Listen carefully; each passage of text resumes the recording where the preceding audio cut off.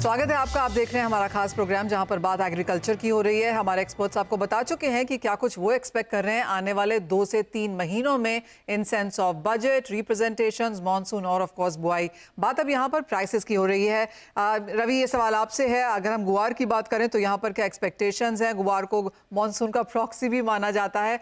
As of now जिस तरह की चाल रही और जुलाई में क्या अब आप देखते हैं प्राइसेस के सेंस में?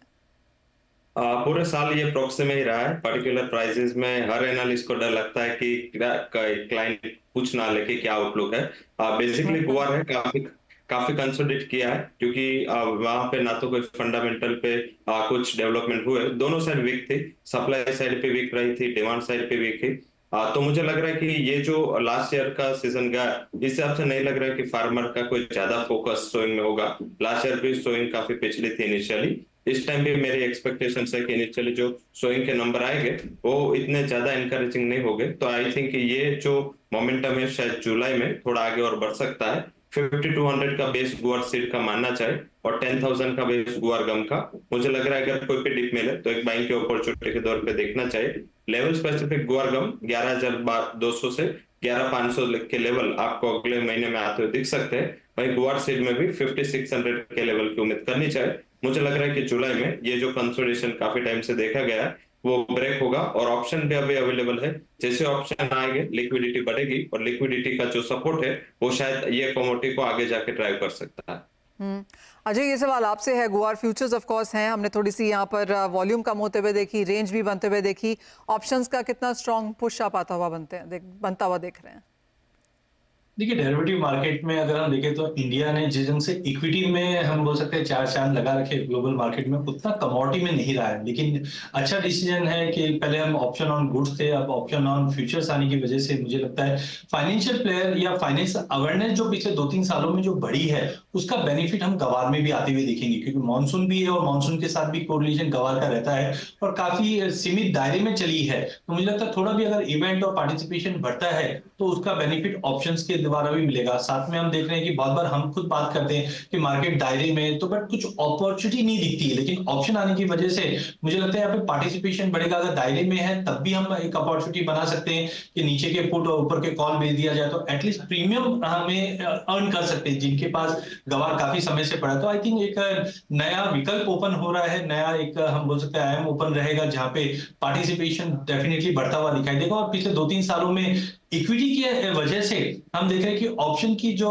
जानकारी है वो लोगों तक, गांव-गांव तक फैली है, उसका असर गवार पे भी हम पॉजिटिवली देख रहे हैं। चलिए, तो बात हुई गुआर की, जहां पर सपोर्ट काफी अच्छा खासा है। आगे जाके मार्केट्स तैयारी भी कर रहे हैं कि एक और उनको अपॉर्चुनिटी मिल रही है, इंस्ट्रूमेंट मिल रहा है यहाँ पर कारोबार करने के लिए।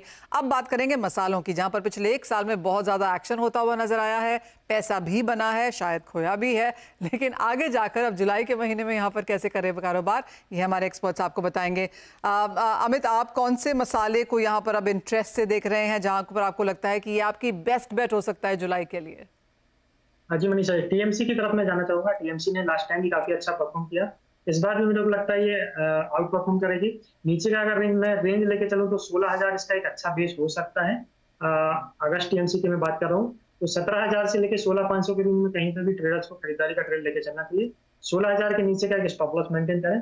ऊपर में मेरे को लगता है 19,000 से 20,000 के भाव वापस इसमें देखने को मिल सकते हैं। तो फर्स्ट मेरा जो ट्रेड रहेगा वो टीएमसी की तरफ ही रहेगा। ओके, हल्दी यहाँ पर एक टॉपिक है। वंदना, आपकी टॉपिक क्या है मसालों में? मुझे लग रहा है यहाँ पे कि धनिया में एक मूव यहाँ पे आनी चाहिए। एक एक्शन हम लोगों ने जीरा में आता हुआ देखा, टर्मरिक में आता हुआ यहाँ पे हम लोगों ने देखा है। और अभी 3 डिमांड है जो मसालों को यहाँ पे हर टिप पे एक अपसाइड देगा। सबसे पहले तो मानसून डिमांड है, फिर यहाँ पे फेस्टिव डिमांड आ जाएगा और वेडिंग डिमांड भी ऑलरेडी यहाँ पे रहेगा। तो यहाँ पे मुझे लग रहा है चाहे इस काउंटर की तीनों ही कमोडिटीज है एक अपसाइड देखेंगी। धनिया में मुझे लग रहा है कि अगर अगस्त कॉन्ट्रैक्ट की बात की जाए तो वहां पे कंटांगो में ये ट्रेड हो रहा है। 7400 7350 का अच्छा बेस है जहां पे कि एक्यूमुलेट करना चाहिए लॉन्ग पोजीशंस को। इसमें मुझे लग रहा है कि अगर 2 महीने का हम टाइम पीरियड रखते हैं, टाइम फ्रेम रखते हैं, तो 8,000 से 8100 के तक के जो लेवल्स हैं वो आता हुआ हम देख सकते हैं। इसके लिए स्टॉप लॉस करीब करीब लगाना होगा 7200 का। तो मुझे लग रहा है कि पहला हर्डल अगर ये 7800 का क्रॉस करता है तो नेक्स्ट इसमें हम 8,000 का भाव आता हुआ देख सकते हैं। इसमें एक्शन आता हुआ देख सकते हैं आने वाले 2 से 3 महीनों में। ऑलराइट, तो धनिया और हल्दी अभी तक यहाँ पर खरीदारी की एक्सपेक्टेशंस बनती हुई नजर आई हैं। रवि, आप कैसे देखते हैं और आप किस मसाले के साथ जाना चाहेंगे?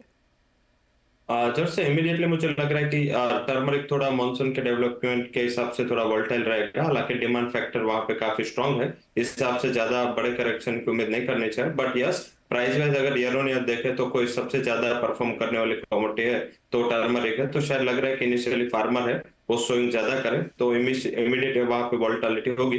तो जैसे वन्ना जी बात कर रही थी, आई थिंक मुझे भी लग रहा है कि धनिया एक आउट परफॉर्म कर सकता है। जीरा पे एक रेस्पेक्टिव लेवल पे पहुंच चुका है तो फॉलो बाइंग वहां पे आता हुआ दिख सकता है। और जो गोंडल मंडी उसमें जो इन बिटवीन सप्लाई का इश्यू हुआ था, काफी बड़ी सप्लाई आ रही थी, वो अभी धीरे धीरे कम हो रही है। तो मुझे लग रहा है कि वहां पे डिमांड वैसे भी बनी हुई है, 7300 का अच्छा बेस है, बाय करके चले। शॉर्ट टर्म के लिए जो स्टॉप लॉस है वो 7100 का रहेगा, और अपर साइड मेरा मानना है कि 7700 तक के लेवल जल्दी धनिया में आते हुए दिख सकते हैं। ऑल राइट, तो ये धनिया और हल्दी में ऑफ कोर्स यहाँ पर खरीदारी की राय आती हुई नजर आई है। और जीरे में अब आप यहाँ पर अजय क्या करना चाहेंगे, अगर किसी को जुलाई में यहाँ पर अपनी कोई पोजीशन बनानी है जीरे में लेकर हल्दी, जीरे में लेकर जुलाई में, तो क्या करना चाहिए?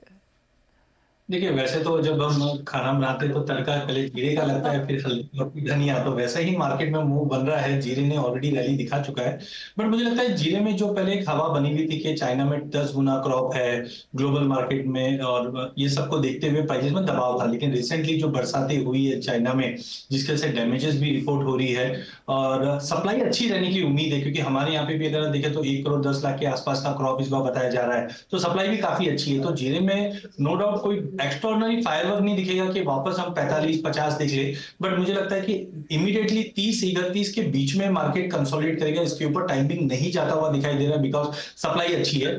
जुलाई में मुझे लगता है एक बार एक डिप मिलेगा 26,000-27,000 तक का, वहां पे एक बाइंग बनती है जो आपको अगस्त तक वापस प्राइजेस को 34-35 का लेवल दिखा देगा। बट एज यूजुअल जो बाकी पैनलिस्ट ने कहा है, हल्दी मुझे ज्यादा अच्छी लगती है। रिसेंट जो फॉल आया था वो सोइंग को लेकर आया था कि जो रिसेंट सोइंग के नंबर है वो काफी अच्छे, बट देखने वाली चीज ये है कि अच्छी सोइंग हो भी जाती है, उसके बावजूद नया जो क्रॉप आएगा वो मार्च मंथ में ही आएगा। तो ईरोड लाइन में सुनने में आया कि करीबन 50% के ज्यादा सोइंग हुई है, और बाकी कुल मिला के आंध्र प्रदेश तेलंगाना में 30-35% सोइंग ज्यादा बताई जा रही है। तो उसकी वजह से प्राइस में थोड़ा फॉल आया था, बट बैलेंस शीट काफी टाइट है हल्दी की। तो ये ऑफ कोर्स यहाँ पर क्यूज हैं कि आपको जो लिस्टेड कमोडिटीज हैं उसमें कैसे कारोबार करना है। लेकिन अगर आउटलुक जुलाई का है तो जुलाई में बजट की भी एक्सपेक्टेशन है, तो अपने सभी एक्सपर्ट से ये जानना चाहेंगे कि उनकी एक टॉप एक्सपेक्टेशन इस बार यहाँ पर बजट से क्या है, एग्रीकल्चर मार्केट से क्या है, जहाँ पर उन्हें लगता है कि ये जो स्थिति है, जो ये ट्रेड है, बेहतर बन सकता है। अजय, आपसे ही पहले एक टॉप थिंग जो आपको लगता है कि फाइनेंस मिनिस्टर इस बार बजट में एग्री में देख सकते हैं।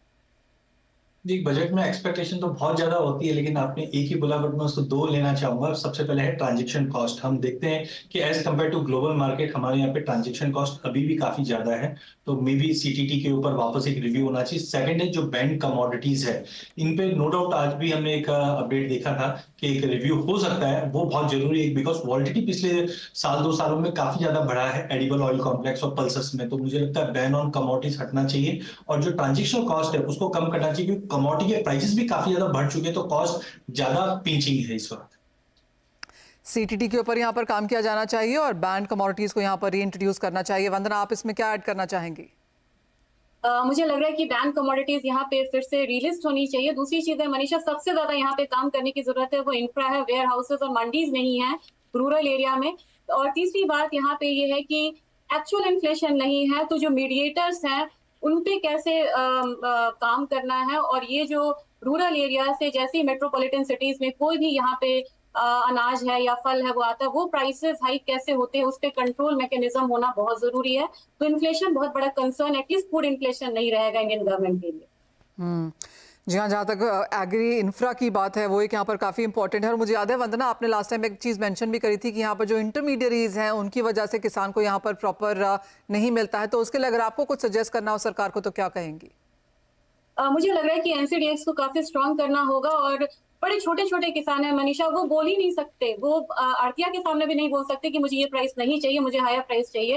एफपीओज का रोल काफी इंपॉर्टेंट यहाँ पे हो सकता है। और जो गवर्नमेंट को काम करना होगा वो ब्लॉक लेवल पे काम करना होगा, और जो प्रैक्टिकल जो सॉल्यूशंस है वो यहाँ पे लाने होंगे। तो ब्लॉक लेवल पे स्कीम्स को यहाँ पे बिल्कुल फ्लरिश करना होगा। दूसरी चीज है कि एफपीओ को काफी स्ट्रांग करना होगा। अगर उन्हें यहाँ पे और सुविधाएं चाहिए वो और सुविधाएं दें, और पावर चाहिए और पावर यहाँ पे देना चाहिए, और एक्सचेंज को साथ में लेके काम करना होगा, और साथ में सेबी को काफी कॉन्फिडेंस में रखना होगा कि they are moving in right direction.